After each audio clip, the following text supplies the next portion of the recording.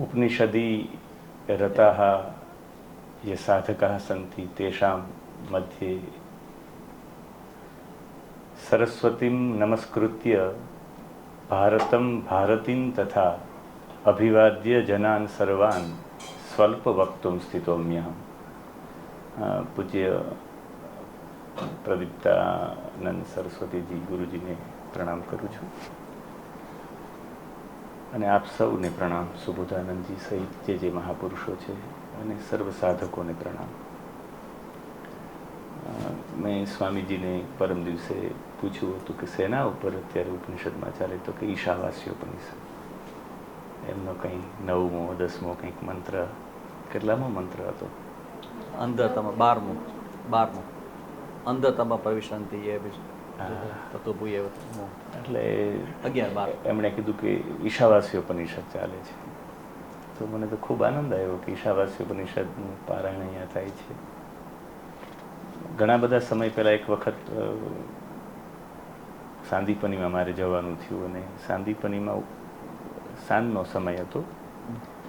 એટલે સાંદીપનીમાં અમે દર્શન કરીને નીકળી જવાના હતા, પણ એ સમયે સ્વાભાવિક અમને શ્યામભાઈ ઠાકર મળી ગયા.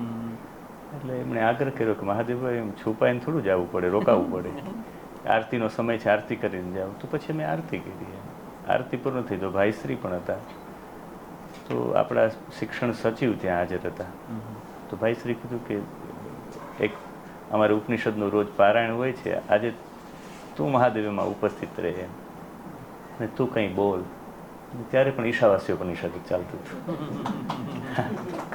અને ત્યારે પણ મોટે ભાગે આ જ 9, 10, 11, 12 આ જ મંત્રો હતા. અને મને આનંદ એવા માટે છે કે હું શુક્લ યજુર્વેદી છું. મેં આખી શાખા ભણી, એનો 40મો અધ્યાય છે શુક્લ યજુર્વેદનો. તો ત્યારે મારે વક્તવ્ય આપવાનું થયું. એમાં શંકરાચાર્યજીના મતને તો લીધો જ, એની સાથે બીજા મતોને પણ લીધા. એ જ મંત્રને લઈને આપની સમક્ષ આ વાત રજૂ કરું ને એની સાથે સાથે આ બધાના જવાબો આમાં આવી જશે. અંધતમ પ્રવિશંતિ યે અવિદ્યામ ઉપાસતે તતો ભૂય ઇવહતે તમો યૌ વિદ્યાયામ ભ્રતા. આ 9મો અથવા 10મો મંત્ર છે. એક સંભૂતિ માટે છે ને એક વિદ્યા ને અવિદ્યા માટે છે. એક સંભૂતિ ને અસંભૂતિ માટે 12મો છે, એક વિદ્યા અને અવિદ્યા માટે છે. પ્રાય શંકરાચાર્યજીના મત ઉપર કહીએ તો શંકરાચાર્યજી તો એવા મહાપુરુષ છે કે જેમણે કદાચ સનાતન ધર્મ વિશે એવું કહી શકાય કે પહેલાં કોઈ વેદાંતના કે કોઈ પણ ગ્રંથના પહેલાં વિદ્યાર્થી હોય તો એ શંકરાચાર્યજી. પછી એના ઉપર બીજા બધા એ ભાષ્યો લખ્યા. પહેલું ભાષ્ય લખવું એ જ કે પહેલું ભાષ્ય પ્રગટ કરવું. ખાલી એવા જ નહીં, અંતે પોતાની મા પાસે જાય ત્યારે પણ એ પંચક નામનું એક આખું સ્તોત્ર ગાય છે. માતૃપંચક એને કહેવામાં આવે છે. આસ્તામ તાવદીયમ પ્રસૂતિ સમયે દુર્વારશુ લભ્યથા નૈરુચ્યમ તનુ શોષણમ મલમયી શય્યા ચ સાંવત્સરી એકસ્યાતિન ગર્ભભારભરણમ ક્લેશસ્ય યસ્યાક્ષમ દાતુમ નિષ્કૃતિ મુન્નતોપિ તનય તસ્યૈ જનન્યૈ નમઃ. હા, હું વંદન કરું છું તને. આસ્તામ તાવદીયમ પ્રસૂતિ સમયે, જે પ્રસૂતિ સમયે જે વેદના તે સહન કરી મારા માટે. દુર્વાર શિવ લભ્યથા, એક સાથે હજારો વીછી ડંખ મારીને એવી વેદના છે, એવી વેદના તે મારા માટે સહન કરી છે. એનાથી વિશેષ નૈરુચ્યંતનું શોષણમ મલમયી શય્યા ચ સાંવત્સરી, જ્યારે સૂકાની અંદર તે મને સુવડાવ્યો, તું મારા મલમૂત્રમાં ને એમાં રહી છો. એની માતાને અંતે વચન આપ્યું હતું કે હું આવીશ. માતાએ જ્યારે એને આજ્ઞા આપી સંન્યાસ માટે ત્યારે કહ્યું દરેક માને 2 ઈચ્છા હોય કે એના મૃત્યુ સમયનો દીકરો હાજર હોય અને એના માતા પિતાને એનો દીકરો તીર્થયાત્રા કરાવે. એટલે તીર્થયાત્રાનું ફળ એ જ છે ભગવત દર્શન. એટલે ભગવત દર્શન પણ કરાવ્યા અને છેલ્લા સમયે મૃત્યુ સમયની પાસે પણ પહોંચી ગયા અને એમણે એવું કહી દીધું કે મેં આ વસ્ત્ર પણ ઉતારી અને હું આપની દૈહિક ક્રિયાઓ પણ કરીશ. ત્યારે આ શ્લોક 5 શ્લોકોમાંથી એક શ્લોક આ છે. નૈરુચ્યમ તનુ શોષણમ મલમયી શય્યા ચ સાંવત્સરી એકસ્યાપી ન ગર્ભભારભરણમ ક્લેશસ્ય યસ્યાક્ષમઃ ખરેખર એક પથ્થર પણ આપણે 9 માસ સુધી ઉપાડી ન શકીએ, થાકી જાય. અરે રૂમાલ રાખ્યો હોય આમ તોય થાકી જવાય. તો 9 માસ સુધી તમે મને ગર્ભમાં ધારણ કર્યો, કેટલો તમને અક્ષમ્ય ક્લેશ સહન કર્યો. દાતુમ નિષ્કૃતિ મુન્નતો પિતનય તસ્ય જનન્ય, અને એ તસ્ય જનન્ય નમઃ, એ ભાઈ હું માં જનની નમસ્કાર કરું, હું ગમે એટલો મોટો થાય તો તારો પુત્ર જ થાય. અંધતમઃ પ્રવિશંતિ, મૂળ વિષય ઉપર આવી જાય. એ અવિદ્યામ ઉપાસતે, જે અવિદ્યાની ઉપાસના કરે. શંકરાચાર્યજીના મતે અવિદ્યા એટલે વિદ્યા વિદ્યયા અન્ય વિદ્યા ઇતિ અવિદ્યા. જે વિદ્યા છે આત્મજ્ઞાનની વિદ્યા છે, એના સિવાયની અન્ય જે પણ વિદ્યાઓ છે, બધી વિદ્યાઓ છે એ અવિદ્યા છે. કર્મ અંતર્ગત એણે જવાબ આપ્યો છે.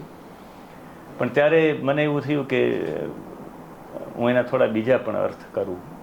ત્યાં એક અત્યારના સાંપ્રત સમયનો અર્થ કરવો હોય તો ત્યાં અવિદ્યાનો અર્થ થાય ભૌતિક વિદ્યાઓ, ભૌતિક વિજ્ઞાન.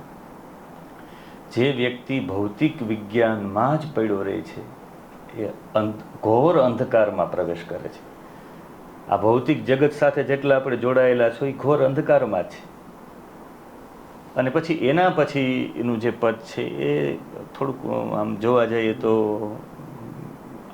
અદ્ભુત પદ છે. તતો ભૂય ઇવતે તમો યઉ વિદ્યાયામ રતાહા. જે અવિદ્યાની ઉપાસના કરે એ તો સ્વાભાવિક, આપણે સમજીએ કે અવિદ્યાની ઉપાસના કરે એ અંધકાર તરફ જાય. અંધ એટલે ઘોર, તમઃ એટલે તમો ગુણ, એકદમ ઘોર અંધકારમાં, ઘોર અંધકારમાં એ પ્રવેશ કરે છે. પણ જે વિદ્યાયામ રતાહા, જે વિદ્યામાં રત રહે, સતત વિદ્યામાં રત રહે, એ વ્યક્તિ તતો ભૂય, તેનાથી પણ ભૂય વધારે ઊંડો અંધકારમાં જાય. ઓલો અવિદ્યાની ઉપાસના કરે તો અંધકારમાં છે જ, પણ જે વિદ્યામાં રત રહી એનાથી વધારે અંધકારમાં જાય. તો ત્યાં આપણે ચોક્કસ વિચારવું પડે કે ત્યાં વિદ્યામાં રત રહેવા વાળો એટલે કયો. એ વિદ્યામાં રત રહેવાવાળા 10 પ્રકારથી આ વિદ્યાને મૂલવી શકાય. પહેલી વહેલી વિદ્યાયામ રતઃ. આ વિદ્યાનો પહેલો મતલબ થાય વિદ્યા ઇતિ લૌકિક વિદ્યા. જેટલી પણ લૌકિક વિદ્યાઓ છે, લૌકિક વિદ્યાઓ પ્રાપ્ત કરવા પછી કોઈ પણ વ્યક્તિને અહંકાર જાગે. જેવી રીતે લૌકિક વિદ્યામાં મેં કોઈ પણ વસ્તુમાં પ્રવીણતા મેળવી છે. ગામડામાં એક પંચર બનાવવા વાળો જ હોય, એકને જ પંચર બનાવતા આવડતું હોય ને એક જ પંચર વાળો હોય, એની પાસે લૌકિક વિદ્યા હોય, દક્ષતા આવે, દક્ષતાની સાથે અહંકાર પણ આવે. એટલે દક્ષમાં જે નિપુણતા આવી ગઈ, કર્મકાંડની વૈવિધ્યતા આવી ગઈ અને લોકપાલનું બિરુદ મળ્યું, એટલે જે દક્ષે સૌથી પહેલો અહંકાર ઊભો થયો, અને અહંકાર ઊભો થવાથી કલ્યાણકારી કામોનો વિરોધ કરે, શિવની ઉપેક્ષા કરીએ. શિવની ઉપેક્ષા કરી લૌકિક વિદ્યાઓ છે, એ લૌકિક વિદ્યામાં જે રત રહેવાવાળો છે એ અહંકારયુક્ત થાય. અમારે સંસ્કૃતમાં એક સુભાષિત છે, નિરસ્તે પાદપે દેશે એરંડોપી દ્રુમાયતે.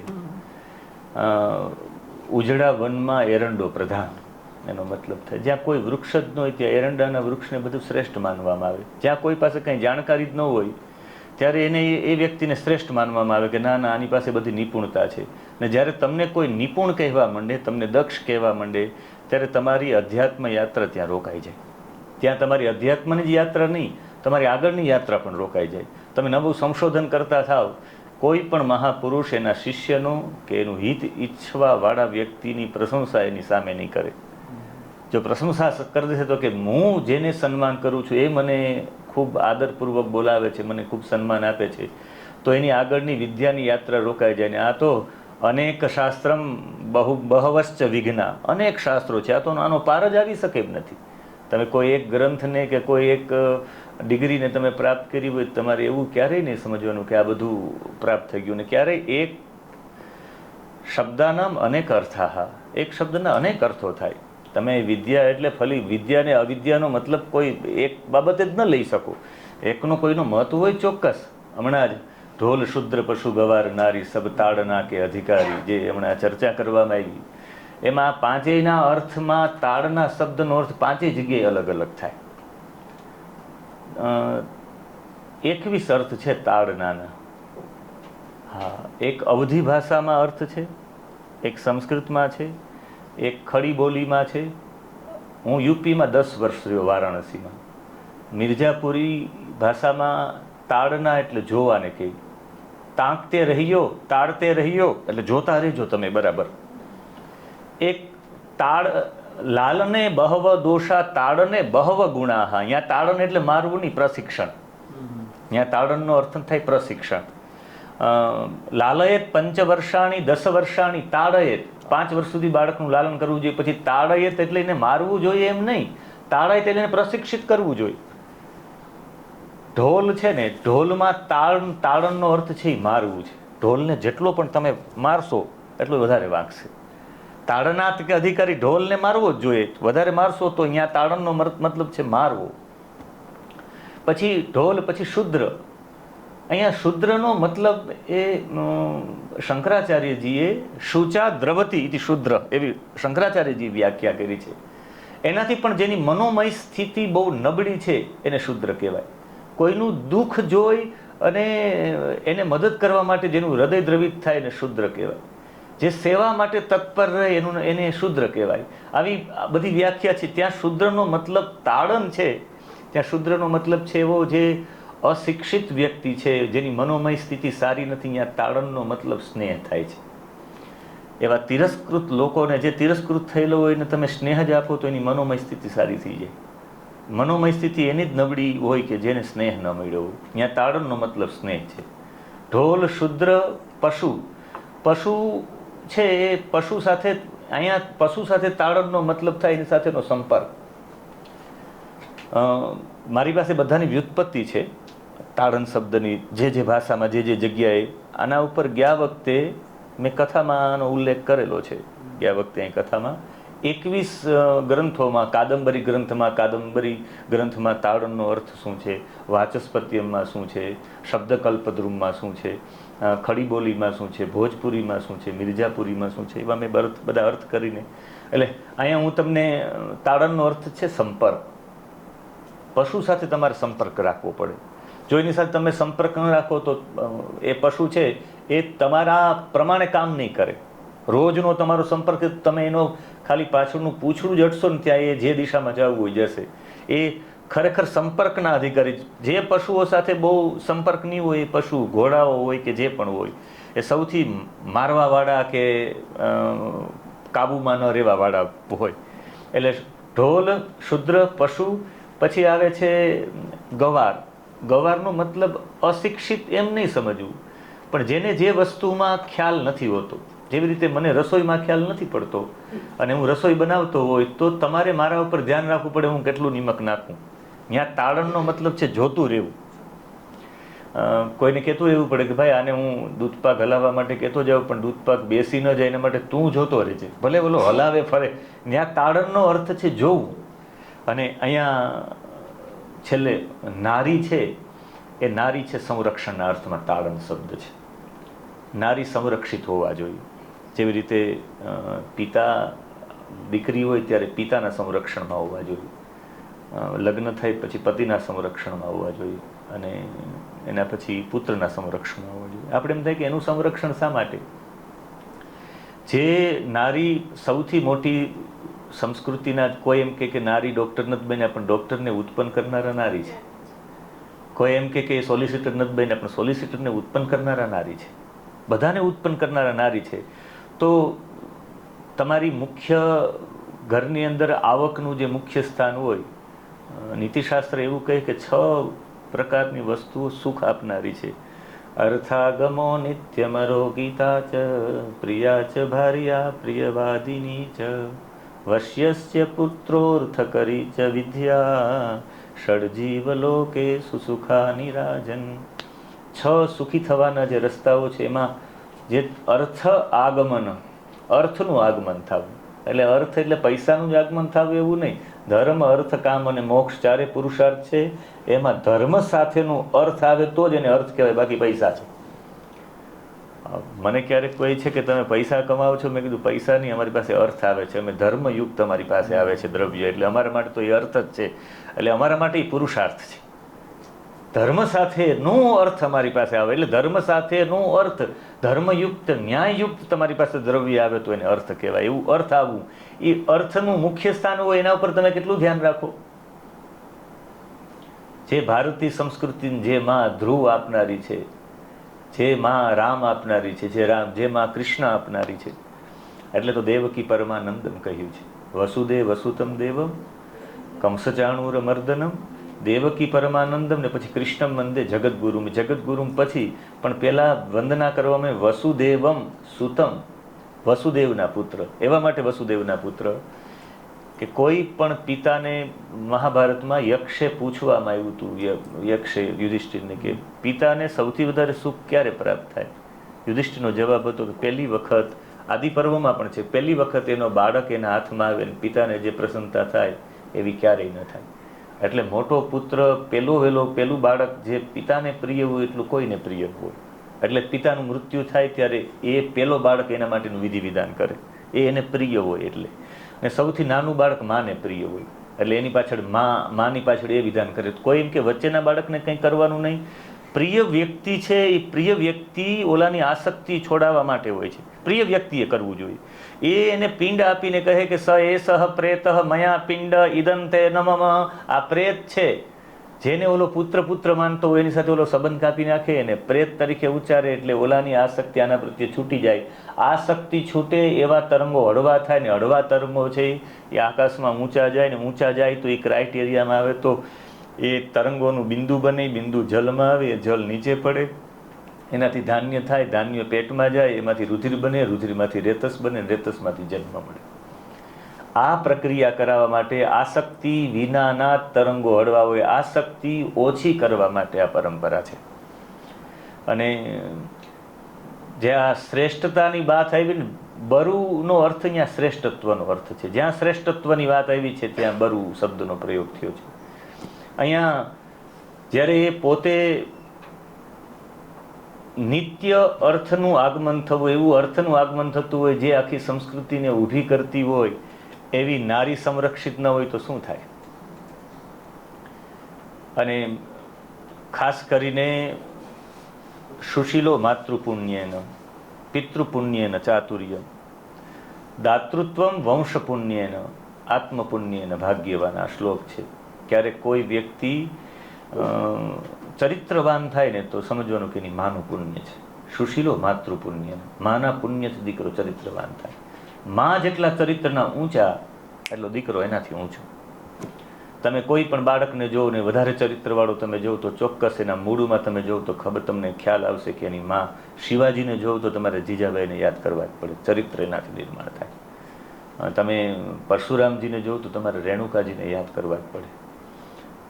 એમ દુશીલો માતૃદોષેણ એવો પણ શ્લોક છે ચાણક્ય નીતિમાં કે નબળા ચરિત્રનું થાય તો તમારે સમજી લેવાનું કે માં એની માં દૂષિત છે. એનું હું તમને પ્રમાણ આપું. પદ્મ પુરાણમાં એનું પ્રમાણ છે. પદ્મ પુરાણમાં કથા આવે છે કંસના જન્મની.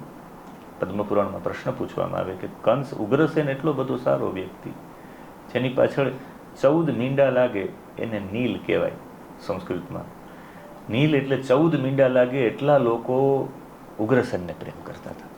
કૃષ્ણએ છેલ્લે સુધી રાજા એમને રાખ્યા હોય ઉગ્રસેનને, તો એનાથી કોઈ મોટી વાત જ નથી. આ ઉગ્રસેનનો પુત્ર કંસ આવો કેમ થાય? મહાભયંકર. તો એના ઉગ્રસેનના પત્નીનું નામ પદ્માવતી હતું. પદ્મપુરાણમાં કથા છે કે પદ્માવતી એના પિયર જાય, ઘણો સમય રોકાય. એમાં એક દિવસ કોઈ એક રાક્ષસ, એનું નામ પણ છે પદ્મપુરાણમાં, મારી સ્મૃતિમાં અત્યારે નથી, પણ એ રાક્ષસ આમને જુએ અને એના રૂપને જોઈને આકર્ષિત થઈ જાય એટલે એ ઉગ્રસેનનું રૂપ લઈને એની સાથે દુર્વ્યવહાર કરે. એનાથી ગર્ભાધાન થાય. પછી સ્પષ્ટ કહી દે કે ભાઈ હું તો ઉગ્રસેન નહોતો, હું તો આ રાક્ષસ હતો, પણ મારાથી જે ગર્ભ થયો એ એટલો બધો શક્તિશાળી થશે કે 10,000 હાથીઓને ફેંકી શકશે. એટલે 10,000 હાથીનું બળ એક જ માં હોય, કુલિયા પીડનું હાથી. એને જરાસનનો હાથી હોય, એને પૂંછડું પકડીને 10 યોજને ફેંકી દીધો હોય કંસે, એટલો શક્તિશાળી હોય. શલ તોષળ ચાણુર મુષ્ટિક અને તોકને એ એકલું લડીને હરાવી દે. એની પ્રશંસા વિશે ગર્ગ સંહિતામાં એના વિશે બહુ લખ્યું છે કે કેટલો શક્તિશાળી હતો. આને એક શક્તિશાળી પુત્રને જન્મ આપવો, અને શક્તિશાળી પુત્રની માતા કોણ કહેવા માગતી ન હોય, એટલે એને કંસને જન્મ આપ્યો. એનું દુષ્ચરિત્ર હતું એટલે આવો પાક્યો છે. દુશીલો માતૃપુણ્ય એમ મૂર્ખતા પિતૃદોષેણ મૂર્ખતા. પિતૃનો દોષ હોય, પિતા નબળો હોય, પિતા નબળી વૃત્તિનો દીકરો મૂર્ખ થાય. એમ અદાતુ વંશદોષેણ, વંશમાં કોઈ ન આપે તો અદાતુની વૃત્તિ આવી જાય એની અંદર. અને આત્મપુણ્ય અને ભાગ્યવાન, એમ આત્મદોષેણ દરિદ્રતા. આત્મદોષ પોતાનો જ હોય તો માણસ આળસુ બને પોતાના દોષથી. એટલે કહેવાનો મતલબ છે ત્યાં નારીનો મતલબ સંરક્ષણ થાય છે. તાડના એક અર્થમાં નહીં, બધા અલગ અલગ અર્થમાં થાય. અને જ્યારે કોઈ મહાપુરુષો કોઈ ગ્રંથ લખવા માટે બેસે ત્યારે સૂત્રાત્મક લખે. કારણ કે આજે પણ આપણે પણ તમે જાજુ લખવા બેસો ને, તમે ક્યારેક PhD કરશો અથવા ડિલીટ કરશો, જેમાં 1000 પેજનો નિબંધ લખવાનો આવે, તમે પછી લખવા જાઓ તો એને પાછી વસ્તુ આવતી નીચે આમ ડેક્સ કરી નાખશો. એ તમે પાછું બીજી વાર લખશો નહીં.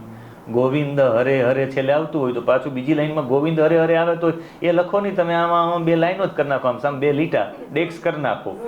જો તમે લખવામાં એમ કરતા હોય તો એટલા મહાપુરુષ તાળના બધા થોડા લગાડે, શુદ્ર તાળના કે અધિકારી, આ એના બધાને અર્થ પણ ન કરે. એ તો એવું ખાલી એક સાથે જ લખી નાખે, સબ તાળના કે અધિકારી. મૂળ મારે વાત હતી વિદ્યાયામ રતાહ તત ભૂય ઇવ. એ તો એનાથી પણ વધારે અંધકારમાં જે વિદ્યામાં સતત રત રહી છે. લૌકિક વિદ્યા પેલો અર્થ થાય છે અહીંયા.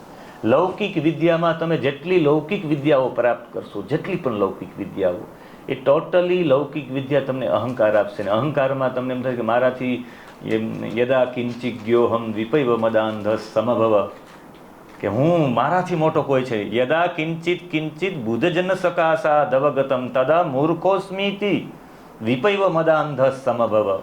ત્યારે તમે પોતે કોઈ બીજા મહાપુરુષોને સાંભળો નહીં ત્યાં સુધી તમને એવું લાગે કે હું જે બોલું છું એટલે મેં કીધું સ્વામીજી બોલે, ક્યાંક મને એમ ન થઈ જાય કે એટલે હું વક્તવ્ય આપવા માટે થયો, હું તો તમારા સ્વાધ્યાયમાં ભળવા માટે જ આવ્યો હતો, ઓનલી ફોર.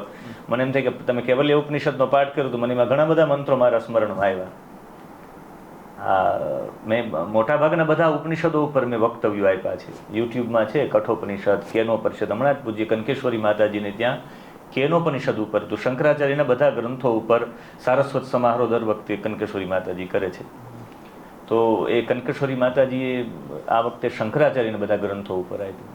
એટલે મને કહ્યું મહાદેવભાઈ કોઈ જે ગ્રંથ નહીં સ્વીકારી તમને આપવામાં આવશે. એટલે છેલ્લે કેનોપનિષદ મને આપવામાં આવ્યો અને એના 3 મંત્રો ઉપર હું કેનોપનિષદ ઉપર બોલ્યો છું. મારા ગામડાઓમાં મેં કઠોપનિષદ, ઈશાવાસ્યોપનિષદ, બૃહદારણ્યક ઉપનિષદ, ગામડાના લોકોને મેં સરળતાથી વાતો કરતા એ મંત્ર ન બોલીએ પણ હું મંત્રનો અર્થ સમજાવું. તમે જેમ બેઠા છો એ નોટ પેન લઈને બેસે. આમના પછી અમારી કથા કોડીનારમાં છે, અષાઢી બીજથી 18 પુરાણો ઉપર રોજ એક પુરાણ ઉપર પ્રવચન, અને એમાં લોકો નોટ પેન લઈને આવે. 18 પુરાણની અંદર કઈ કઈ કથાઓ આવે, શેના માટે આવે, એ પુરાણનો અર્થ શું, એના માટે એક અમે પ્રયત્ન કર્યો છે કે અમારા વિસ્તારના બધા લોકો પુરાણો સાંભળી જાય. 4 વેદો ઉપર પણ અમારા વિસ્તારમાં કથા કરી. મારી 10 ઉપનિષદ ઉપર વારાણસીમાં કથા છે. 10 દિવસ ને 10 ઉપનિષદ, બંને ટાઈમ ઉપનિષદનો મુખ્ય સાર શું કહેવા માગે છે. અને અંતે 6 શાસ્ત્રોની કથા અહીં અંજારમાં જ છે. એટલે આ બધા વાંગમયથી લોકો સામાન્ય રીતે સમજી શકે, કમસે કમ એના પ્રત્યે પ્રીતિ તો થાય. જેવી રીતના બધા મંત્રો છે, એ મંત્રો આપણે કોઈ એક દ્રષ્ટિથી જોતા હોય એવી એક દ્રષ્ટિથી મંત્રોને જોઈ ન શકાય. મૂળ આપણો વિષય ન ચૂકાઈ જાય. વિદ્યાયામ રતાહ, જે વિદ્યામાં રત છે, લૌકિક વિદ્યા માણસને આગળ વધવા ન દે.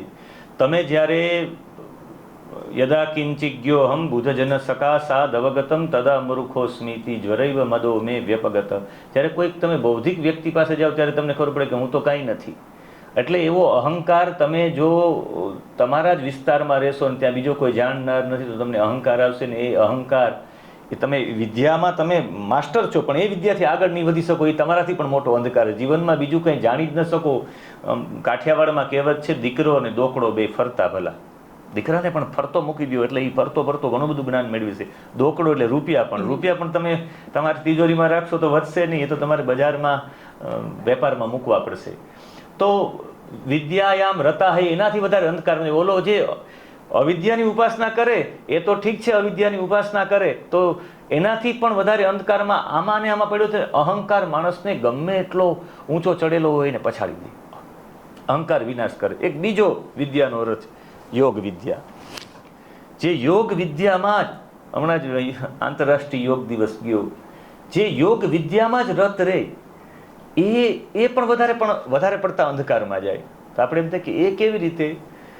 જ્યારે કોઈ યોગી વ્યક્તિ પોતાના સાધનામાં જતા હતા એ ચક્ર ભેદનમાં જાય, એટલે મૂલાધાર ચક્ર શરૂઆતમાં મૂલાધાર ચક્રનું ભેદન કરે. એમ કરતાં કરતાં એ જ્યારે આજ્ઞા ચક્રમાં પહોંચે ત્યારે એની સૌથી મોટી કસોટી હોય. તમે ક્યારેય બહુ ઊંચી બિલ્ડિંગ હોય અથવા સીડી હોય એમાં તમે ઉપર ચડી જાઓ ત્યારે તમને વાંધો ન આવે, પણ ત્યાંથી તમે નીચે ઉતરો ને છેલ્લા 2 પગથિયા રહે ને ત્યારે સૌથી વધારે વાંધો. તમે નિષ્ફિકર થઈ જાઓ. ઓલામાં ચડો ત્યારે ફિકરવાળા હોય, ધ્યાન રાખવાવાળા હોય. અહીંયા તમે 2 ધ્યાન થઈ જાઓ. એના માટેનો મંત્ર છે આ છેલ્લો ઈશાવાસ્યોપનિષદનો છેલ્લો મંત્ર છે. એ મંત્ર હિરણમયેન પાત્રેણ સત્યસ્યાપિહિત મુખમ. યજુર્વેદમાં છે એ મંત્ર છે જોશાવાદિત્યે સોસા વહમ. એ મંત્ર છે હિરણમયેન પાત્રેણ હિરણમયેન સોનાના પાત્રથી સત્યસ્ય અપિહિતમ મુખમ. સોનાના પાત્રથી સત્ય ઢાંકેલું છે. સોનાના પાત્રથી સત્ય ઢાંકેલું છે. આપણે એમ થાય કે સોનાના પાત્રથી સત્ય ઢાંકેલું છે એનો મતલબ કે મોટા ભાગના લોકો જ્યારે એ નીચે ઉતરે ને ત્યારે જ એ સત્યને ઉગાડતા પહેલાં તમારી સામે આટલી બધી આ ચેલેન્જો આવી જાય સત્યને પ્રાપ્ત કરવા. અહીંયા સહસ્ત્રાર ચક્રમાં સહસ્ત્રારમાં સત્ય છે, પરમ તત્વ. એની પહેલાં તમે અહીંયા પહોંચો ને ત્યારે જ તમારી સૌથી મોટી પરીક્ષા છે. જેવી રીતે મૂલાધાર ચક્ર છે, તો મૂલાધાર ચક્રને કોઈ વ્યક્તિ ભેદન કરી નાખે તો એની ઓળખ એ છે કે એને 2 વસ્તુઓમાંથી રુચિ ઉઠી જાય એટલે સમજવાનું કે મૂલાધાર ચક્ર પાર કરી ગયું છે. નિદ્રા અને ભોગ. નાનું બાળકની ઉર્જા મૂલાધાર ચક્રમાં જ હોય. જોજો એ બાળક માનું દૂધ પીવે અને પછી સૂઈ જાય, પાછું જાગે એટલે પાછું દૂધ પીવે અને પાછું સૂઈ જાય. એને 2 જ કામ હોય, દૂધ પીવું માનું એટલે ભોગ અને નિદ્રા. જ્યારે એ બાળક બેસતું થઈ જાય એનું મૂલાધાર ચક્ર એક્ટિવ, મૂલાધાર ચક્ર બરાબર હોય તો તમે બેસી શકો. મૂલાધાર ચક્ર તમે બહુ બેઠક નથી કરી શકતા તો એનો મતલબ થાય છે કે તમારું મૂલાધાર ચક્ર એક્ટિવ નથી. મૂલાધાર ચક્રવાળો 15 મિનિટ બેસીને પછી પાછો બહાર નીકળી જાય, પાછો આવે, પાછો બેસી જાય. સમજવાનું કે આ મૂલાધાર ચક્રથી પણ આની નાનું બાળક બેસી જ નહીં શકે. અને નાનું બાળક માનું દૂધ પીવે ને સૂઈ જાય, જાગે ને માનું દૂધ પીવે. જ્યારે માનું દૂધ ઓછું થઈ જાય, સૂવાનું ઓછું થઈ જાય, એનું બેસવાનું ચાલુ થઈ જાય. 6ઠા મહિને 5મા મહિને ઉપવેશન સંસ્કાર છે, એને બેસાડવાનો સંસ્કાર આવે. 5મા મહિના પછી જોજો એનું દૂધ પીવાનું અને સૂવાનું બી ઓછું, થોડુંક ઓછું થશે એટલે બેસવાનું થઈ જશે. તમારામાં ભોગ પ્રત્યેની અરુચિ અને નિદ્રા પ્રત્યેની અરુચિ, એટલે જરૂરી હોય એટલી જ નિદ્રા કરું, બપોરે પણ સમય મળે તે લાંબા થઈને સૂઈ ન જતા સમજવાનું કે મૂલાધાર ચક્ર તમે પાર કરી ગયા છો. હજુ તમે બપોરે સૂતા હોય તો સમજવાનું તમે મૂલાધાર ચક્રમાં છો. હવે તમારે નક્કી કરવાનું તમે કેમાં છો. પછી મૂલાધાર ચક્ર પાર થઈ ગયું, એ આની ઓળખ છે નિદ્રા અને ભોગ તરફ અરુચિ. એના પછી સ્વાધિષ્ઠાન ચક્ર આવે, 4 આંગળ એનાથી ઊંચું. અને એ સ્વાધિષ્ઠાન ચક્ર તમે જે લોકોએ પાર કરી લીધું છે એને રમત ગમતમાં, ઘૂમવામાં, ફરવામાં, મોજમાં, મેળામાં જવાની અરુચિત હોય, એ જાય નહીં. સંતો ક્યારેય, અમારે પૂજ્ય કાશ્મીરી બાપુ વાત કરી, હું કાશ્મીરી બાપુ પાસે ખૂબ રહ્યો છું. કાશ્મીરી બાપુ, પૂજ્ય બાપુ તો એમની સાથે બહુ પરિચિત છે, પ્રદીપ્તાનંદજીજી. કાશ્મીરી બાપુ ફક્ત કુંભ સિવાય ક્યારેય આશ્રમમાંથી એને 12 પગ નથી નીકળ્યું. એના ધૂણામાંથી બહાર નથી નીકળ્યા, ક્યારેય નહીં. ક્યારેય કોઈ વ્યક્તિ એને ધૂણાથી બહાર નથી જોયા. છેલ્લે તો બાપુને એવી હાલત થઈ ગઈ હતી કે બાપુના બંને લીવર ફેફસા બંને ફેફસાઓ, કિડની બધું એકદમ કાળા થઈ ગયા હતા. ડૉક્ટરે કહ્યું કે હવે આ જીવી શકે નથી. એના પછી પણ બાપુ 10 વર્ષ રહ્યા, હું એનો સાક્ષી છું. બધું ફેલ હતું. એટલે ડૉક્ટર સાહેબે કીધું કે આ કેવી રીતે બાપુ જીવે છે મને ખ્યાલ નથી. જેના લીવર ફેલ, કિડની ફેલ, 2 ફેફસા ફેલ. એણે કીધું આને ધુમાડો અંદર ન જવા દે. એણે ખૂબ ધુમાડો લીધો, સવાર, બપોર ને સાંજ, 3 સમય ધૂણી તાપી છે, એટલે ધુવાડો અંદર ન જાય. એટલે બાપુ દવાખાને ગયા તો અહીં બાપુનો જે ધૂણો હતો એ પાડી નાખ્યો. એટલે પેલા નાની એવી ઝૂંપડી જતી, આપ જ્યારે પધાર્યા ત્યારે. પછી બાપુ પાછા દવાખાને થોડા સમયને રોકવામાં આવ્યા, અહીં ધૂણો બની જાય. એટલે બહુ મોટો આવા રૂમ જેવો ધૂણો બનાવવામાં આવ્યો કે બાપુ આમ ધુવાડો નીકળી જાય. ઓલામાં ધુવાડો જઈ ન શકે ને, બાપુ પાછા ધૂણો તો તાપશે જ બધાને હતું. એટલે મોટો બને. પછી બાપુ કોઈ ધૂણામાં નથી ગયા. એ ઓલો પાડી નાખ્યો, મોટો આવો બને પછી બાપુ ધૂણામાં નથી ગયા. પછી બાપુ એક રૂમમાં જતા રહ્યો. એ રૂમમાંથી પછી બાપુ બહાર જ ન નીકળે. જમે બધું ત્યાં રૂમમાં જ કરે, રૂમથી બહાર જ ન નીકળે. અને મોટે ભાગે આંખો બંધ કરીને આમ બેસી જાય. લગભગ મોટા ભાગના બધા પુરાણો મારી પાસે એમણે જ કરાવ્યા છે. આ ચારે ચાર વેદની કથા વર્લ્ડ બુક ઓફ રેકોર્ડો મારો રેકોર્ડ નોંધાણો, એ મને બાપુએ કહ્યું કે મારે ચારે વેદની કથા સાંભળ, બાકી વેદ તરફ હું કથા કરવાનો પ્રેરિત થાત નહીં. કે મહાદેવ મારું શરીર છૂટે પહેલાં મારે ચાર વેદ ઉપર કથા સાંભળવી, એટલે મેં ચારે વેદ ઉપર કથા કરી. ક્યારેક તમે ઋગ્વેદ કથા ભાગ 1 ને ઋગ્વેદ કથા ભાગ 2 સાંભળજો. એમાં નિદ્રા સૂક્ત ઉપર ને હું બોલ્યો છું. તમને બહુ, તમે બધા સાધકો છો એટલે તમને ગમશે એ સાંભળવું. તમે 1 ને 2 ઋગ્વેદના ભાગ સાંભળશો એટલે તમને ચારે ચાર વેદ સાંભળવાની ઉત્કંઠા જાગશે કે અમે ચારે ચાર વેદ સાંભળી. અને આમાંથી સાંભળ્યા છે કોઈ? સમય મળે તો સાંભળજો. હું એવા માટે નથી કહેતો કે મારો પ્રચાર થાય, હું એવા માટે કહું છું કે એ વેદનો પ્રચાર છે, મારો પ્રચાર નહીં. ખરેખર વેદ પ્રત્યે તમારે અભિરુચિ કરવી હોય તો મેં લગભગ કોઈ એવા ભાષ્યકાર નથી વેદના કે જેને મેં વાંચ્યા ન હોય. સાયણ હોય, ઉવટ હોય, મહીધર હોય, દયાનંદ સરસ્વતીજી હોય, અખંડાનંદ સરસ્વતીજી હોય, કાશિકાનંદજી હોય, લગભગના મેં ભાષ્યો વાંચ્યા છે. અને છેલ્લે અમારા અત્યારે અભિનવ ભાષ્યકાર કપિલદેવ દ્વિવેદીજી વારાણસીના હોય, બધાના મેં ભાષ્યો વાંચ્યા છે. પછી મેં એ કથા કરી છે. એટલે બહુ સરળતાથી વેદોને સમજવા માટે, જેવી રીતે વેદોના અલગ અલગ રીતના મંત્રોના અર્થોનો મેં એમાં ભાવ રજૂ કર્યો છે. હું 12 વાગે મારું વક્તવ્ય પૂરું કરી દઈશ, એટલે તમે એ ચિંતા ન કરતા. ના, જે સમયને ન સાચવે સમય એને ક્યારેય ન સાચવે. અમૃત હોય પણ અમૃતના ઘૂંટડા જ હોય. અને જે સમય હોય, સમય પાલનમાં અમે 11:30નો સમય હતો તો અમે અડધો કલાક વહેલા એવા માટે આવ્યા કે અમને એવું થયું કે અમે સ્વામીજીનું કંઈક સાંભળીએ. ક્યારેક ભિક્ષા, જે લોકો ભિક્ષા માગતા હોય ને એ ભિક્ષામાંથી ભાગ કાઢતા હોય. અમે દશાંશ કાઢવો જોઈએ તો અમને એમ થાય કે અમે સતત બોલવા જઈએ તો થોડોક દશાંશ સાંભળવાનો લેવો જોઈએ. ફક્ત ખાલી બોલવું જ એવું નહીં. સારો વક્તા ત્યારે જ વક્તા થઈ શકે, સારો શ્રોતા થઈ શકે. એટલે અમારે પહેલાં શ્રોતા બનવું હતું, પણ અમારા ભાગ્યમાં એવું નહીં હોય, પાછળથી શ્રોતા બનીશું. તો એ જ્યારે ચક્રભેદનમાં સ્વાધિષ્ઠાન ચક્રમાં જઈ લઈને ઘૂમવા ફરવાની ઈચ્છા નથી. એક મંત્ર તમને અર્થ ખાલી આપણી સામે પ્રસ્તુત કરું. અસોજો વસરપતિ નીલગ્રીવો વિલોહિત ઉતે નંગોપા અદ્રેશન નદ્રેશન નુદહાર્જ સદ્રષ્ટો મૃડયાતિ ન. આ મંત્ર કૃષ્ણ માટે પણ છે, આ મંત્ર સૂર્ય માટે પણ છે, ઘણા માટે છે. અસો એટલે પહેલો, અવસરપતિ એટલે આવે છે ને જાય છે. પહેલો જે આવે છે ને જાય છે કોણ? સૂર્ય આવે છે ને જાય છે. અને કનૈયા માટે પણ, કનૈયો પણ વૃંદાવનમાં આવે છે ને જાય છે. અસોજો વસરપતિ નીલગ્રીવો વિલોહિત, એની ગ્રીવા નીલ છે અને વિશેષેણ લોહિત વિલોહિત. સૂર્ય જ્યારે અસ્તાચળમાં જાય ત્યારે, અસ્તાચળમાં જ્યારે જાય ત્યારે સૂર્યના ગળાનો ભાગ છે ને એ નીલા કલરનો હોય છે. આખો નીચેનો ભાગ વિશેષ રીતે લાલ પણ હોય, પણ નીચે ગળાનો ભાગ એટલો છે નીલ ગ્રીવા. એ ગ્રીવાનો ભાગ લીલાશ પડતો, જેમ સૂર્યોદય થાય ત્યારે સૂર્ય નીચે એમ અરુણોદય થતો હોય એમ અસ્ત સમયે છે ને એ નીલા રંગનો થઈ જાય. એટલે એવી ગ્રીવાવાળો વિશેષ લોહિત લાલ છે.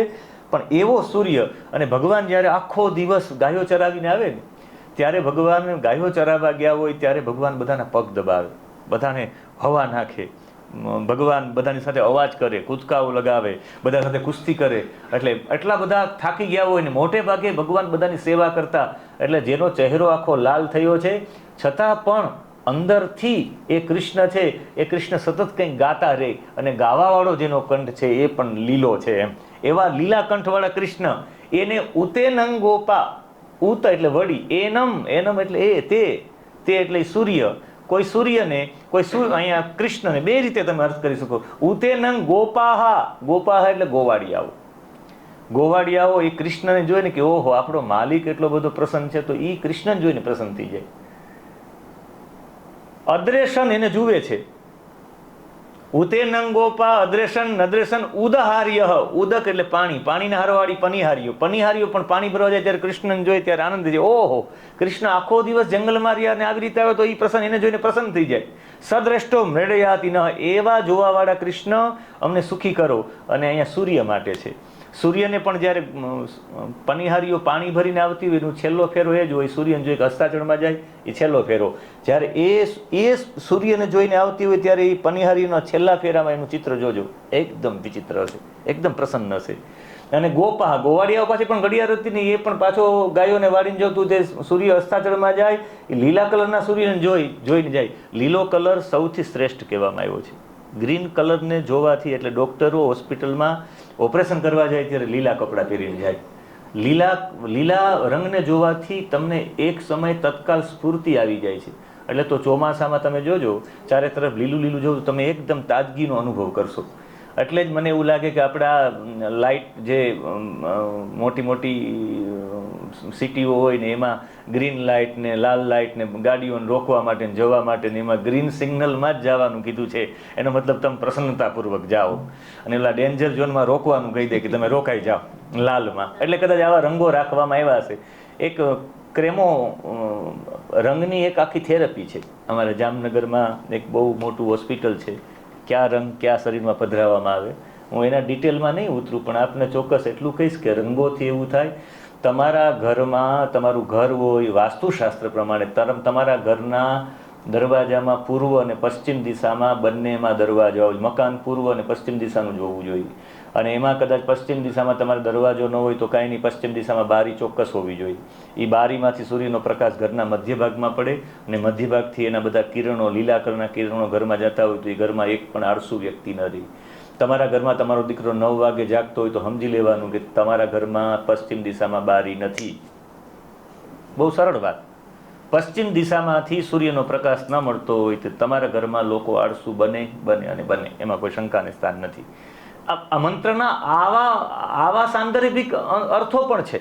હું આપને કહેવા માંગુ છું, હું તો આપણે વિદ્યાયામ રતાહ તત ભૂય ઇવ, એ એનાથી વધારે અંધકારમાં જાય છે સ્વાધિષ્ઠાન ચક્ર. અને સ્વાધિષ્ઠાન ચક્રમાં એને હરવું ફરવું ગમે નહીં, અને એ ન ગમે એટલે સમજવાનું કે આ માણસ એકને એક જગ્યાએ વધારે પડતા રહે તો સમજવાનું કે એ વ્યક્તિ સ્વાધિષ્ઠાન ચક્રને પાર કરી ગયો. અને પછી મણિપુર ચક્ર. મણિપુર ચક્રમાં જે વ્યક્તિની ઉર્જા મણિપુર ચક્ર પાર કરે એટલે એ કર્મઠ વ્યક્તિ બની જાય. એ એના સમયમાં 1 મિનિટ મોડો ન હોય. એના કાર્યમાં એ કાર્ય પ્રત્યે એટલો બધો તત્પર હોય. તમે રાત્રે 1 વાગે એને કહ્યું કે મારે ત્યાં આવી જાય તો રાત્રે 11 વાગે જાગી જાય, 12 વાગે જાગી જાય, 1 વાગે મારે જવાનું છે.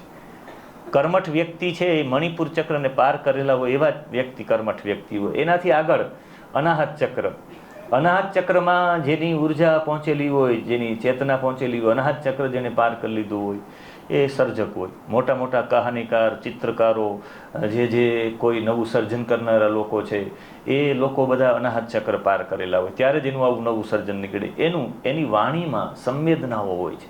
એ બોલે તો લોકો એમ થઈ જાય કે આ જ સત્ય છે. ઓશો રજનીશને 21થી વધારે જેલોમાંથી એને પાર કરવામાં આવ્યા. જે જેલમાં જાય ત્યાં બધા હાથ કાઢીને કે આ અમારા ભગવાન છે, અને છોડી મૂકવા આ અમારા ભગવાન છે.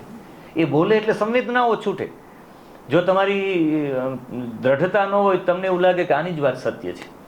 અનાહત ચક્ર સુધી પહોંચેલો વ્યક્તિ હોય, સંવેદનાઓ આપનારો, એની વાણીથી તમે પ્રભાવિત થઈ જાઓ, નવું સર્જન કરનારો, બધાથી એની વાત અલગ જ હોય. સમજવાનું અનાહત ચક્ર. એનાથી આગળ વિશુદ્ધ ચક્રમાં જે ગળાના ભાગમાં આવેલું છે વિશુદ્ધ ચક્ર, ને વિશુદ્ધ ચક્રમાં તમારી ચેતના પહોંચે એટલે તમે બોલો એમ થાય એમ નહીં, પણ જે થવાનું હોય તમારાથી બોલાઈ જાય. મોસમ ઉપર તમે પ્રભાવ તમારો રાખી શકો. એક વરસાદ આજે થશે એટલે થાય, એક વરસાદ ન થાય, એવી અનંત શક્તિઓનો ભંડાર ખુલી જાય. એટલે પછી એની વાણીથી સિદ્ધ થતું જાય. એટલે એમ થાય કે ઓહો. અને પછી આજ્ઞા ચક્રમાં જ્યારે એ પહોંચે ત્યારે મોટા ભાગે એને એવું થવા માંડે કે હું અંતિમ ગંતવ્ય સુધી પહોંચી ગયો. એને એવું થવા માંડે કે હું કંઈક છું. એ આયરણમય એને પાત્ર એને સત્યસ્યા પીહિત મુખમમાં એ સ્થિતિ એ વિદ્યાયામ રતાહ. ત્યારે એને એમ થઈ જાય કે બસ. ત્યારે ત્યાંથી આ અજ્ઞાચક્ર સહસ્ત્રાર ચક્ર એટલું જ બાકી છે. 4 ને 4 8 અને 2 10 ત્યતિષ્ઠ દશાંગુલમ સહસ્ર શ્રીરેખા પુરુષ સહસ્ત્રાક્ષ સહસ્રપાત સભૂ મિઘું સર્વત સ્પ્રેતવા ત્યતિષ્ઠ દશાંગુલમ. આ 10 આંગળ જે પરમાત્મા ઊંચો છે, 10 આંગળ પરમાત્મા ઊંચો છે, ત્યાં જ ન પહોંચી શકાય. ત્યાંથી માણસ પડે.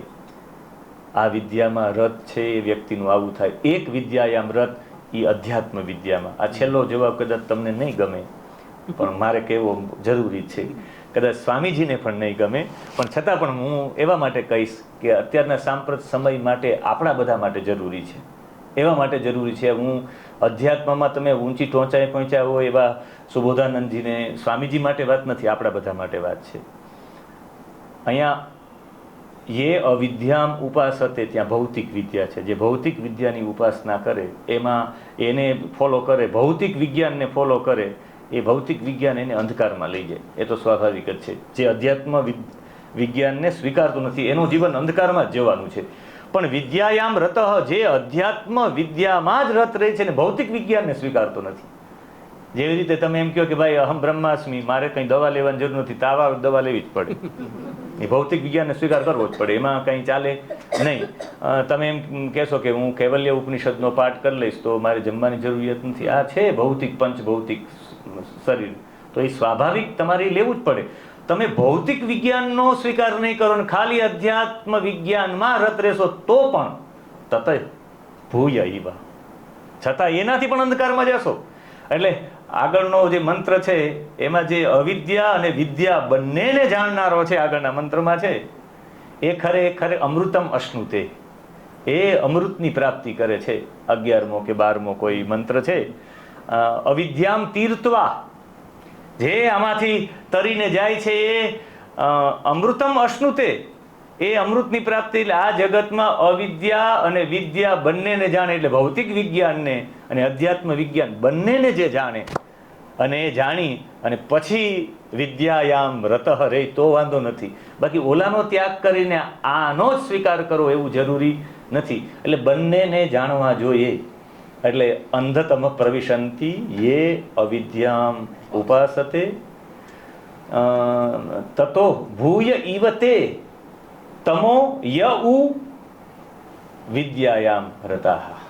આ 9મો કે 10મો એ મંત્ર છે ને, આ મંત્ર ઉપર મેં 10 રીતે, આ જેવી રીતે મેં આપને આજે 2 જ રીતે, એક યોગ વિદ્યામાં રત અને એક લૌકિક વિદ્યામાં, પછી એક તંત્ર વિદ્યામાં પણ આવે. તંત્ર વિદ્યામાં રત રહેવા વાળો કેવી રીતે એનાથી ઘોર અંધકારમાં જાય, એ તંત્ર વિદ્યાનું ફલશ્રુતિ શું છે, એ મદન મહાર્ણવ અને મંત્ર મહાર્ણવ 2 ગ્રંથમાં એના મંત્રો છે. કે આમાં સતત રત રહેવા વાળો જ્યારે એ નિયતિથી વિરુદ્ધ જાય ત્યારે એને એનું ફળ ભોગવવું પડતું હોય છે. એટલે એ તંત્ર વિદ્યા પણ છે, બીજી ભૌતિક વિદ્યાઓ પણ છે. એમ 10 પ્રકારની વિદ્યામાં રત રહેવાવાળા. એટલે સૌથી વધારે શ્રેષ્ઠ વિદ્યા બ્રહ્મ વિદ્યા છે. આપ સૌ લોકો બ્રહ્મ વિદ્યામાં રત છો. આપ બધા સૌભાગ્યશાળી છો કે કૈવલ્ય ઉપનિષદનો પાઠ કરો છો.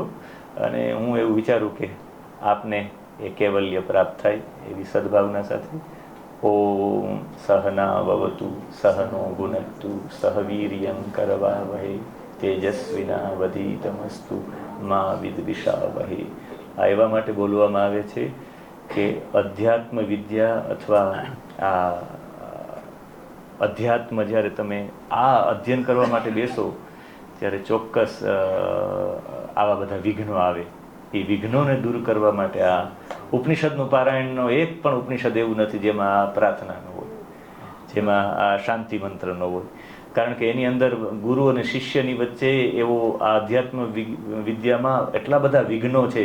એટલે છેલ્લે મા વિદ્વિષાવહે, અમે જે ભણીએ એ અમને પચે પણ એવા માટેની પણ પ્રાર્થના છે. ભુનકતુનો અર્થ ભોજન માટે નથી ત્યાં.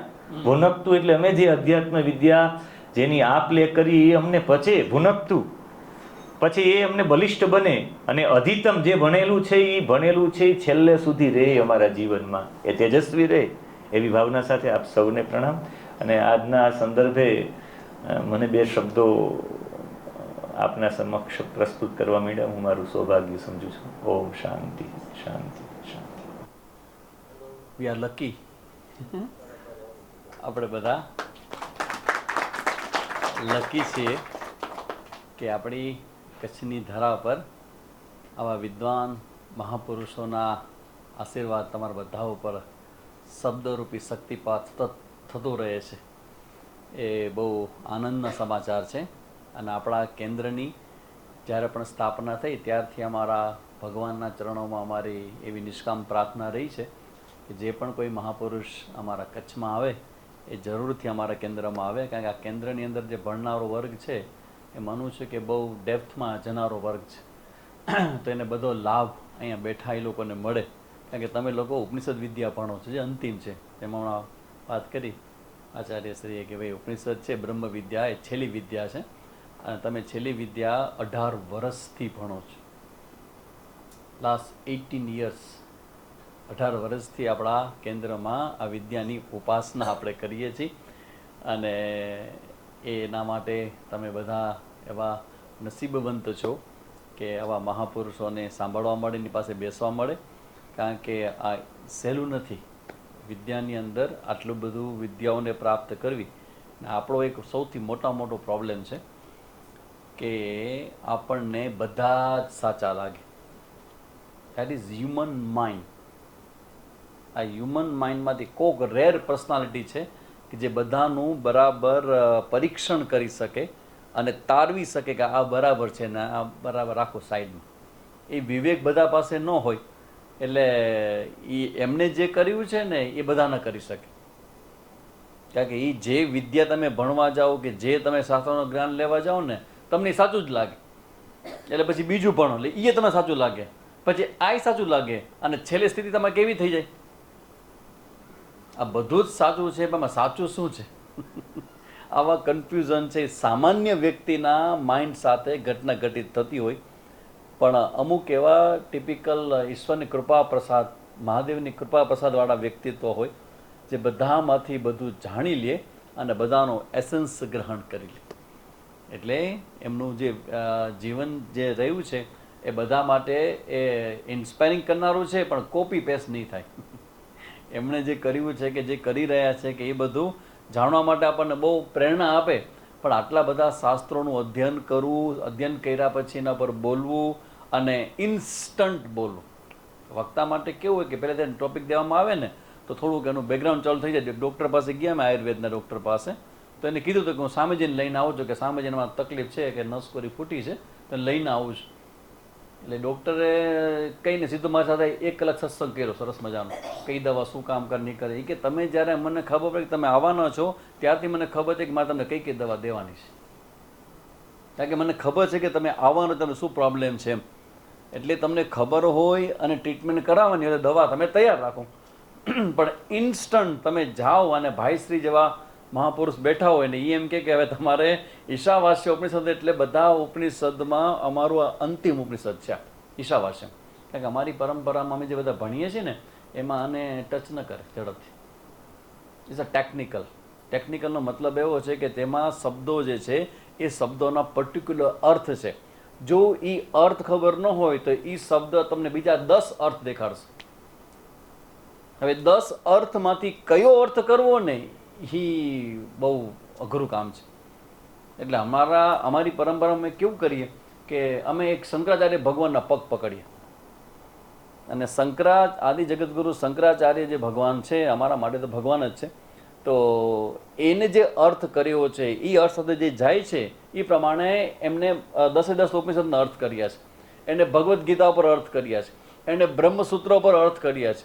અને અમે એ જ સમુદ્રમાં નાહવાનો હિંમત કરીએ. બીજી જગાએ જઈને બીજા અર્થ લેવા જઈએ તો સારું મુશ્કેલ થઈ જાય, બહુ અઘરું છે. કારણ કે હું એ ફિલ્ડમાં આવી ગયો છું.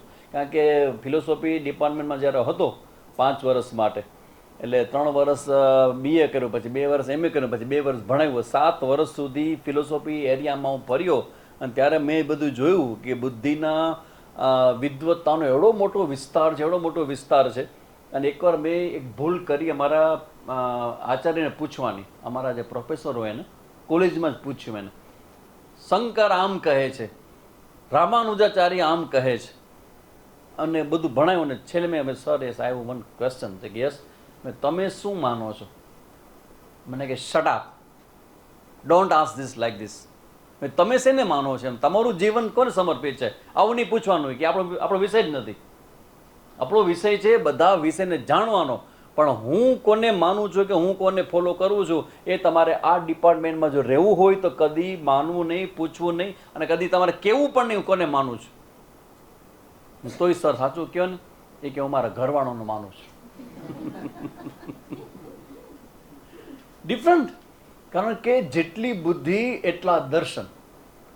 ષડમાંથી 12 દર્શન. અમારા કાશિકાનંદજી 12 દર્શનાચાર્ય કાનન કેસરી મહામંડલેશ્વર એવી એને ઉપાધિ કાશીમાંથી મળી છે. 12 દર્શન. 12 દર્શનનો મતલબ એવો છે 6 આસ્તિક ને 6 નાસ્તિક. અને એ દર્શનનો મતલબ એવો છે કે ભાષ્ય હોય શંકરાચાર્ય પાસે, વેદાંત દર્શન જો પોતે ભણાવે તો તમારે પુસ્તક રાખવાનું ને તમારે બોલવાનું ને એના પર બોલે. એ પુસ્તક ન રાખે. દ્વાદશ દર્શન આપણે એક દર્શનમાં પણ આટલા વર્ષોથી હજી આપણે ક્લિયર નથી.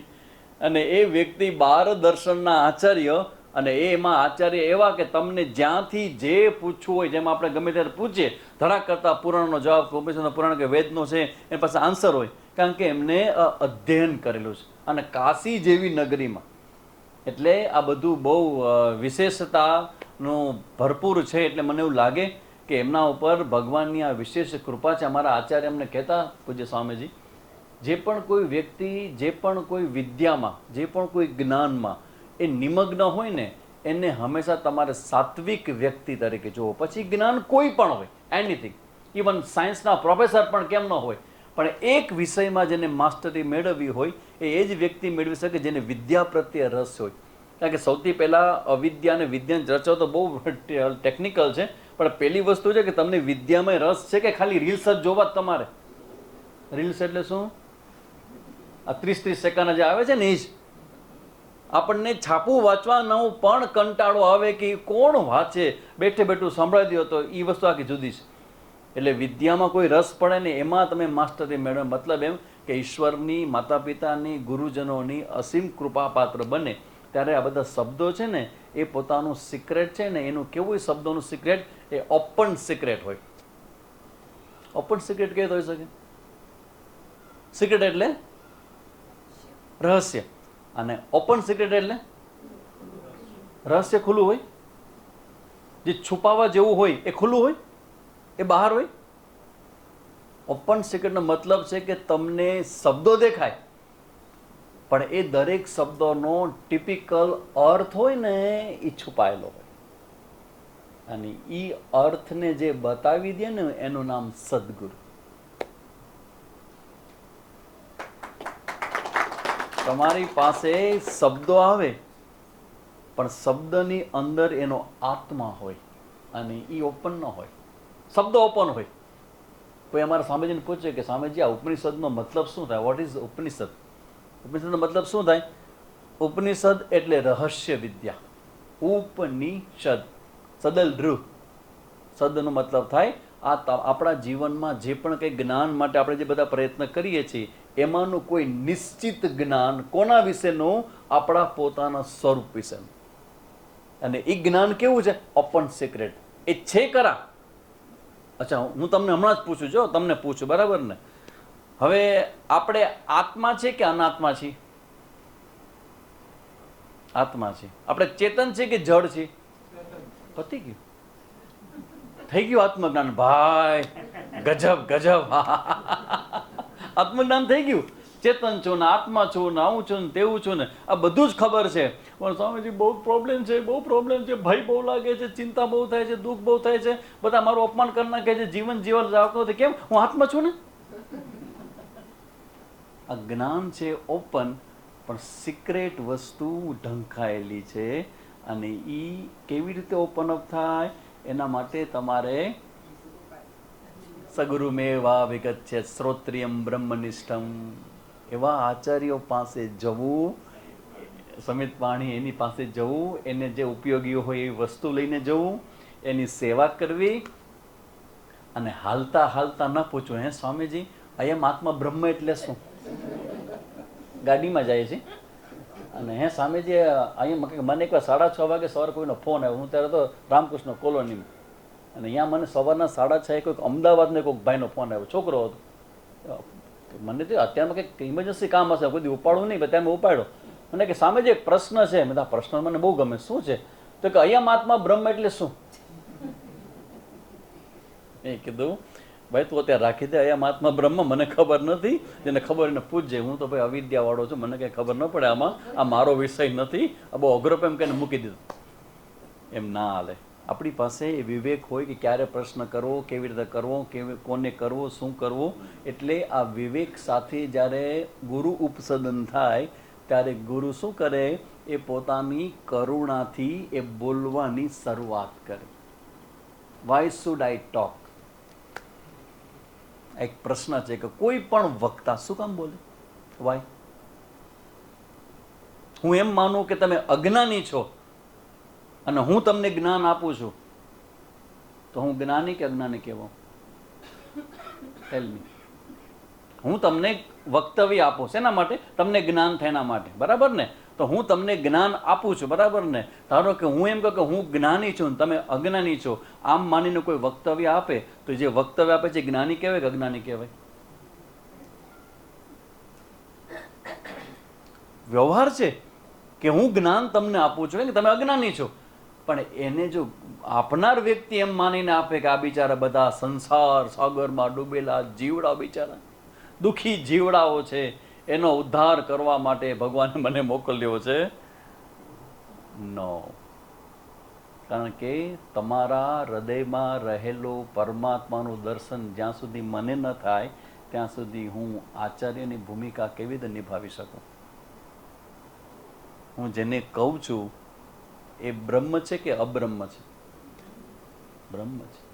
અને બોલનાર કોણ છે? બ્રહ્મ છે કે અબ્રહ્મ? બ્રહ્મ છે. તો બ્રહ્મ બ્રહ્મને જ્ઞાન આપે? બ્રહ્મ બ્રહ્મને જ્ઞાન આપે? એમ વાત કરો છો? શું વાત કરો છો? થતો છે કોઈ જ્ઞાન આપી શકે? ના ભાઈ ના. એમ તો કઈ થાય ને કે તું એ બ્રહ્મ ને હું એ બ્રહ્મ. આ બ્રહ્મ તો છે, પણ પછી અધ્યાસ ભાષ્યમાં ભગવાન ભાષ્યકારનો જવાબ આપ્યો છે. Why should I talk? અસ્મદ યુસ્મદ પ્રત્યયો તમ પ્રકાશવત અંધકાર પ્રકાશવત. આ અવિદ્યા જે છે એની કલ્પના કરવામાં આવે. કારણ કે તમે બ્રહ્મ છો ને હું એ બ્રહ્મ છું, પણ હવે તમે એમ કહો છો કે સ્વામીજી મને પ્રોબ્લેમ છે, બસ એ તમે કહો ને કે મને પ્રોબ્લેમ છે, મારે જાણવું છે, એટલે અવિદ્યા સિદ્ધ થાય. અવિદ્યા સિદ્ધ થાય ને તો આખું જે વક્તવ્ય છે ને તમારા માટે નથી. તમારી બુદ્ધિની અંદર રહેતી જે અવિદ્યા છે ને એના નિવૃત્તિ અર્થે જે કંઈ જ્ઞાન છે ને એ શબ્દ બનીને પ્રગટ થાય અને અવિદ્યાને દૂર કરે. બાકી તમને કંઈ બ્રહ્મ બનાવવા માટે કે મને કંઈ પૈસા મળી જાય એના માટે આ વિદ્યા નથી. આ વિદ્યા શેના માટે છે? અવિદ્યા જે છે એના નિવૃત્તિ અર્થે વિદ્યા છે. અને આ વિદ્યા જ્યારે પ્રગટ થાય ત્યારે અવિદ્યા રજા લઈ જાય. બસ અવિદ્યા રજા લઈ જાય. તો તમે તો અવિદ્યાવાન હતા ત્યારે પણ બ્રહ્મ હતા, અત્યારે પણ બ્રહ્મ છો, અને ભવિષ્યમાં તમે 100 જન્મ ભરેને લ્યો. હરિના જન તો મુક્તિ ન માગે, માગે 1000 ભલે જન્મ થઈ જાય. શું પ્રોબ્લેમ છે? અવિદ્યા સાથેનો જન્મ જ પ્રોબ્લેમ છે. વિદ્યા સાથેનો જન્મ તો અવતાર કહેવાય. એટલે નરસિંહ મહેતાએ અવતાર શબ્દ યુઝ કર્યો છે. તો આ વિદ્યા સાથેનું જીવન છે એ જીવન બ્લેસ જીવન છે.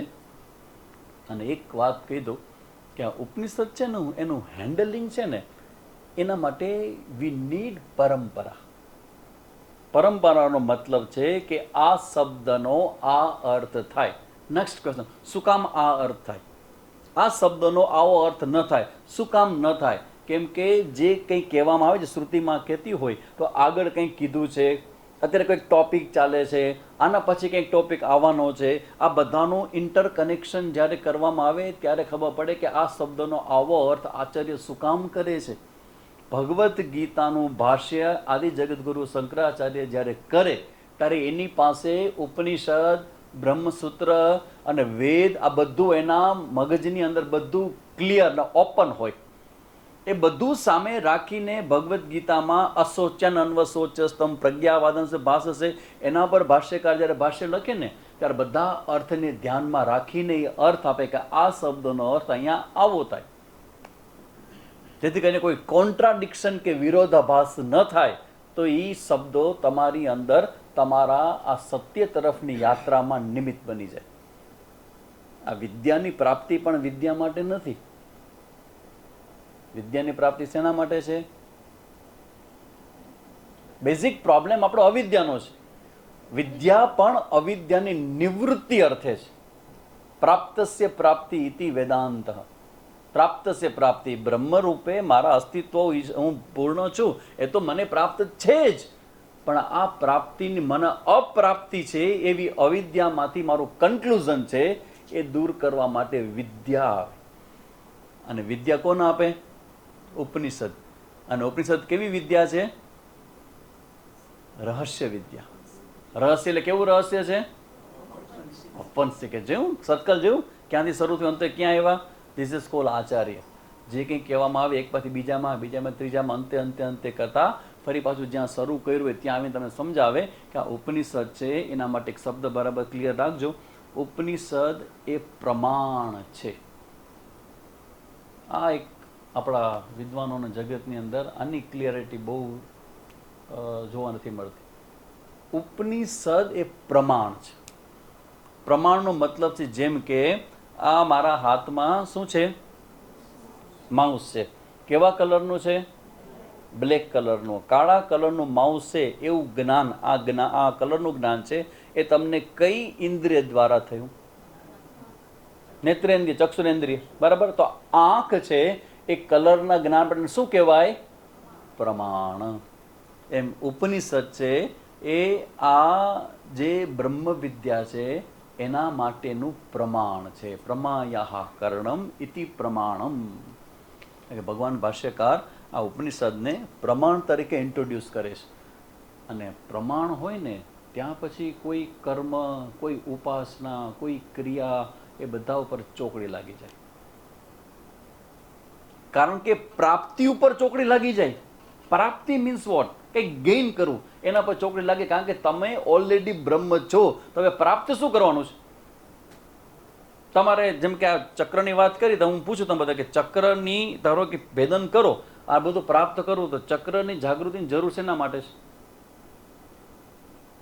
થોડુંક ઊંડાણમાં જશો ને તો ખ્યાલ આવશે કે આપણો જે બેઝિક રૂટ ક્વેશ્ચન છે ને એનો આન્સર શું છે. અને માત્ર આન્સર નહીં, પેલા પ્રોબ્લેમ ક્લિયર થાય પછી આન્સર વધારે ક્લિયર થશે. તો મારો પ્રશ્ન શું છે? મારો પ્રશ્ન અવિદ્યાનો છે. તો મારે વિદ્યા મેળવવાની છે. તો વિદ્યા જેને મેળવવી છે એને પછી બીજા કોઈ પ્રકારની સિદ્ધિમાં કે બીજા વ્યવહારિક તમારા જે કોઈ પ્રતિષ્ઠા હોય, ધન સંપત્તિ હોય, આ કોઈ પુરુષાર્થ છે એ પુરુષાર્થ ત્યાં શાંત થઈ જાય. એકમાત્ર પુરુષાર્થ બાકી રહી જાય અને મોક્ષ પુરુષાર્થ. અને મોક્ષ પુરુષાર્થમાં શાસ્ત્રનું જે દર્શન છે એને આપણે શું કામ વચ્ચે લઈએ છીએ? કારણ કે ઉપનિષદ છે એ પ્રમાણ છે. અને પ્રમાણ છે એ પ્રકાશ થાય, બરાબર. જેમ કે સાવ અંધારું હોય અને હું અહીંયા બેઠો છું, તમને ખબર નથી, પણ જેવી લાઇટ કરો તો તરત દેખાવ કે નહીં? અચ્છા, મને કહ્યું કે જે પ્રકાશ થાય ત્યારે તમારા પક્ષે શું કરતા તરીકે તમારે શું કરવાનું રહે? ટેલ મી. આ તમને ખબર છે બહુ મોટી વાત, પણ બહુ સીધા સાદા શબ્દોમાં તમને કહી રહ્યો છું. બહુ મોટી વાત છે. અમારા શાસ્ત્રની પરંપરામાં હું જે વાત કરું છું કે તમારી દ્રષ્ટિ ખુલે, બરાબર, અને સામે ઉપર લાઇટ છે અને વસ્તુ દેખાણી, તો જ્યારે લાઇટ થાય ત્યારે તમારો રોલ શું? ધેટ ઇઝ પ્રમાણ. એકમાત્ર આચાર્યનો રોલ હોય શ્રવણ કરતી વખતે શ્રોતાનું ઈગો છે ને એ સસ્પેન્ડ હોય. સસ્પેન્ડ હોય ને એટલે જ આચાર્ય બતાવે ને ત્યારે સત્ય દેખાઈ જાય. કારણ કે આપણો પોતાનું ઈગો છે ત્યાં સસ્પેન્ડ છે. આ ઈગો જે છે રમત છે બધી આખી, એ જ્યારે શરણાગત થઈને સસ્પેન્ડ થઈ જાય ને ત્યારે આચાર્ય પ્રકાશ કરે. અને પ્રકાશમાં તત્વમ અસી, જેને તું શોધે છે, જેને તું ચાહે છે, જેને તું ઈચ્છે છે એ તારું પોતાનું સ્વરૂપ છે. તારે કાંઈ કરવાનું નથી. એટલે કર્મ અને ઉપાસના અને વિદ્યાના બધાને સાઈડમાં રહી અને જ્ઞાનનો પ્રકાશ થાય. અને એ પ્રકાશમાં જલારે ભિખારી. અમારે એક બહુ સરસ મજાનું ભજન છે, પાંચ તત્વ કા બનારે પિંજરા માટી જંગલ કી. અને એમાં એક અમારા સ્વામીજી એવું કે જ્ઞાનનો પ્રકાશ થાય ને ત્યારે આપણી અંદરનો જે ભિખારી વૃત્તિ, એટલે કંઈક જોઈએ, એ દિલ માંગે મોર, હજી વધારે, હજી કંઈક જોઈએ, હજી કંઈક જોઈએ, હજી કંઈક જોઈએ. અને ભગવાન ભાષ્યકાર કે અલમ બુદ્ધિના. માંડુક્ય ઉપનિષદની અંદર એમ કહે કે જ્યારે તમને આ ઓમનું અને તત્વનું જ્ઞાન થાય ને ત્યારે અલમ બુદ્ધિ એના ફલશ્રુતિ રૂપે પ્રગટ થાય. અને અલમ બુદ્ધિ મતલબ ઇનફ ઇઝ ઇનફ. હવે મારે કાંઈ જોતું, આઈ એમ પૂર્ણ. હા, કાંઈ કર્યા વગર. એટલે માણસ સંન્યાસી બને. પછી સંન્યાસીનો મતલબ છે કે જેને કાંઈ જોતું નથી. તો એ શાસ્ત્રના પ્રમાણથી આ જ્ઞાન થાય. અને વિચાર કરો, આમાં પછી જે જ્ઞાન આપનાર અને જ્ઞાન લેનાર છે એ બંને પણ છેલ્લે શું થઈ જાય? એક થઈ જાય. મીરાબાઈ જેમ કે હું અને મારા કૃષ્ણ બંને એક થઈ જાય, એમ જ્ઞાનની આ પ્રોસેસ કે પ્રક્રિયામાં અંતે વિદ્યાર્થી અને ગુરુ એ બંને પોતાને આત્મા રૂપે જોઈ અને એક થઈ જાય. ગુરુનો જે ભૂમિકા હોય એ મૂકી દે અને શિષ્ય છે એની ભૂમિકા મૂકી દે, ત્યારે પરમ તત્વનું એકત્વનું દર્શન એ વિદ્યામાં જે થાય ને એમાંથી બળ ઉત્પન્ન થાય. સહના ભવતુ સહનો ભુનક્તુ સહ વીર્યં. વીર્યં એટલે બળ, આ જ્ઞાનનું બળ ઉત્પન્ન થાય અને એ બળ શું કરે? સંસારમાંથી તમને પાર લઈ જાય. તો આ મારી જે બોલવાની હતી 15 મિનિટ અને બોલાઈ ગયું મારાથી 17 મિનિટ. 5 મિનિટ વધારે, 5-7 મિનિટ વધારે કહ્યું મેં, પણ મને પણ ગમે કે આવા વિદ્વાનની હાજરીમાં અમે પણ કંઈક અમારો પીપોળી વગાડીએ. પણ અમારી પીપોળી છે એ અમને બહુ બાકી ઓલું છે કે અમારું તો કંઈ છે નહીં. ગરબડ કરી મહાજાલ્યમ શબ્દારણ્ય છે, શબ્દોનું અરણ્ય છે એ મોટી ઝાડ છે. સદગુરુ વિના જો ગ્રંથોનું અધ્યયન કરો તો એ ગ્રંથો તમે બાંધનાર. ગુરુ વિના ખાલી ગ્રંથો વાંચો, હજારો ગ્રંથો જેમ પુસ્તક લઈને વાંચો તો બધી માહિતીઓ મળી જાય, પણ જેમ પ્રોપર અર્થ છે ને એ સદગુરુ વિના ન મળે. એ તમારે ઉપનિષદ તમારે ગુરુજી નજીક જ જવું પડે અને ગુરુજી નજીક જાવ તો તમને પ્રોપર એનો અર્થ તમને એનો જાણવા મળે. બાકી ગ્રંથો વાંચો ને તો ગડબડ થાય.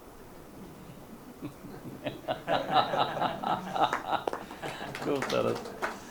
તો આ રીતે બંને વક્તાઓએ પોતાની પીપોળી વગાડી, પણ પીપોળીની અંદરનો જે સૂર છે ને એ પરમ સત્તાનો છે, એ કૃષ્ણની પીપોળી છે. દરેકની વાંસળી અલગ અલગ હોય. તમે કેટલીક મને મોટી ગમે, મને નાની ગમે, મને પતલી ગમે, મને ઓલી ગમે, અલગ અલગ બધી વાંસળી હોય, પણ ફૂંક જે છે ને એ અમારા કૃષ્ણની ફૂંક છે. એ વગાડે છે અને અહીંથી તમે સાંભળો ને અમે સાંભળીએ, બધા આપણે સાંભળીએ, કારણ કે એની ફૂંક સાંભળીએ તો હૃદય, મન અને આત્મા બધું આપણું નાચી ઉઠે, પવિત્ર થઈ જાય. એટલે સુંદર મજાનો સુભગ સમન્વય છે. તો આજે અમને બહુ ગમ્યું તમે આવ્યા અને અમારા બધા શ્રોતાઓને સરસ મજાનો જ્ઞાનનો લાભ આપ્યો. અને તમને બધાને કહું છું કે એક મોટી ઘટના આપણા ભુજમાં થઈ રહી છે. ઘણા લોકોને ખબર જ નથી કે શું ઘટના છે. ઘણા જેને ખબર છે ને ખબર છે, પણ ભાગવતનું અધ્યયન ભણવા મળે ને એ રેર છે ને. એ કથાના રૂપમાં અમારા સંદીપભાઈ ને એમના પરિવારે આવડા મોટા મહારાજને પકડી આવ્યા ને 1 મહિનાનું કમિટમેન્ટ. એટલે શું થયું? 1 મહિના સુધી વ્યાસપીઠ ઉપર રોજ બપોરના 3:30 આવી જાય, બેસી જાય અને સાંજના 6:30 સુધી ધડ ભડાટી બધાને પકડી રાખે, નચાવે, કુદાવે, નવડાવે, જે કરાવે બધું ભગવાન તરફ લઈ જનારું હોય. પણ એ અદ્ભુત ઘટના છે. અને કાલ તો હું ને સુબોધ મુનિ સ્વામીજી બધા અમે આવવાના છે, કારણ કે હવે આજે કૃષ્ણ જન્મ થશે અને અમે બધા કાલ કૃષ્ણની લીલાઓ સાંભળવા માટે. બીજું મારી ઈચ્છા તો એવી હતી કે 11 સ્કંદ છે, એમાં ચિંતન ઘણું બધું છે અને મોટાભાગના આચાર્યોને સમય જ ન હોય. એક એમની વિશેષતા, એને લાભ મોટો એ મળે. એ એમ ન કહેશે કે મારી પાસે ટાઈમ નથી, કારણ કે 7 દિવસમાં પાછી પહેલાં 2 ટાઈમ હતી, હવે 1 ટાઈમ કથા થઈ ગઈ. 7 દિવસ એમાં એક ટાઈમ હોય ને, એમાં પાછી અડધી કલાક તો રમવાની હોય, 1 કલાક. કારણ કે એના વગર કથા હાલે જ થાય જ નહીં. જેમ પ્રસાદ વગર કથા ન થાય એમ રાસ તો જોઈએ જ. તો હવે 2 ટાઈમમાંથી 1 ટાઈમ નહીં, એમાં તમે રાસ કરો ને એમાં બીજું પ્રાર્થના બધું કરી તો અમે ચિંતન ક્યારે કરાવી? એટલે એ ચિંતન અત્યારે ભુજમાં થાય છે અને શબ્દનું ખૂબ સુંદર મજાનું એનાલિસિસ ને બધું કરે છે. એ રેર ઘટના છે. એમના જે વિડીયોઝ બધા બનશે કમસે કમ એ પણ તમે બધા જોજો. અત્યારે તો આપણી સામે રૂબરૂમાં છે, કારણ કે રૂબરૂ તો રૂબરૂ જ, બાકી તો બધું ઠીક છે, બધા પછીનો રેકોર્ડ થયા પછી જે તમે સાંભળતા હો. પણ એ સરસ મજાનો લાભ છે. કાલથી અમે લોકો જવાના છીએ અને કૃષ્ણની જે બધી લીલાઓ છે બધી એ લીલાઓ સાંભળવા માટે પણ અમે ત્યાં જશું. તો તમને બધાને પણ કહું કે અત્યારે સમય જે પણ જેટલો સમય મળે કાઢી અને કથામાં તમારે બધાએ ત્યાં હાજર થવું જોઈએ.